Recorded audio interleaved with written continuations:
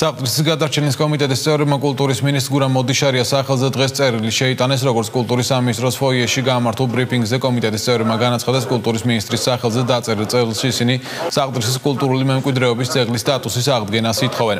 საფრთხის გადარჩენის კომიტეტის წევრის ირაკლი მამალაძის განცხადებით კულტურის სამინისტროსა და RMG Gold-ის მიერ ჩამოყალიბებულმა ორმა უცხოელმა ექსპერტმა დადო დასკვნა, სადაც პირდაპირ წერია, რომ საფრთხი არის უძველესი მაღარო. კულტურის მინისტრის გურამ მოდიშარიას სახელზე შეტანილ წერილს 40-მდე ადამიანი აწერს ხელს. დაუყოვნებლივ აღუდგეს სტატუსი საფრთხის ძეგლს, იმიტომ რომ ფაქტიურად უკვე ყველა აღიარებს, რომ ეს არის ნამდვილად ძეგლი.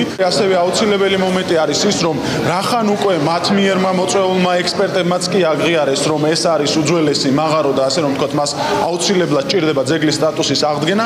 ამის შემდეგ უკვე აუცილებლად მივუჩვენთ, რომ წარმომადგენლობითი იყოს უფრო ეს კომისია. მოეთხოვოს პასუხისგებლობის საკითხი დადგეს ყველა იმ ადამიანის, ვინც გაყალბებაში, დოკუმენტების გაყალბებაში მიიღო მონაწილეობა და ძეგლს დაუკარგა სტატუსი. ახალგაზრდა იურისტთა ასოციაციამ უკვე მიმართა საჩერით ძეგლის დაზიანების ფაქტთან დაკავშირებით. აქედან გამომდინარე, მთავარი პროკურორი ვალდებულია პირად კონტროლზე აიყვანოს ეს საქმე და მიმართავთ კულტურის სამინისტროდან. მან დაიცვას, ვალდებულია, მან დაიცვას და ხელი შეუშალოს იმ ვანდალურ ფაქტს, რაც ხდება დღეს საფრთხის ყაჩაღიაში. ჩვენ არ ვართ დაზღვეულები იმისგან, რომ RMG Gold-ის თანამშრომლები ისევ დააზიანებენ ძეგლებს.